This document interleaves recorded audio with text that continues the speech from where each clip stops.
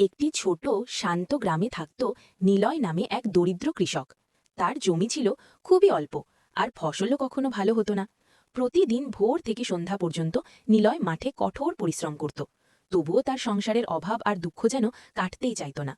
একদিন গ্রামের বাজারে যেতে যেতে নিলয়ের চোখে পড়ল এক অদ্ভুত দৃশ্য। রাস্তার পাশে বসেছিলেন এক বৃদ্ধ লোক, বিক্রি করছিলেন ছোট ছোট কিছু বীজ। এই বীজ সাধারণ নয়, যত্ন করলে একদিন তোমার জীবন বদলে দিতে পারে। নিলয়ের হাতে তখন ছিল মাত্র কয়েকটা টাকা। অনেক ভেবে সে সেই টাকাতে এক মুঠো বীজ কিনে নিল।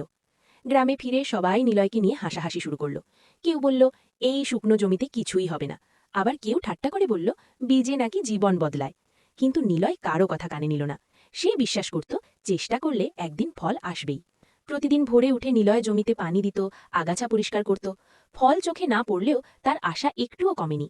মাসের পর মাস কেটে গেল। অনেকে হাল ছেড়ে দিলেও নিলয় ধৈর্য হারাল না।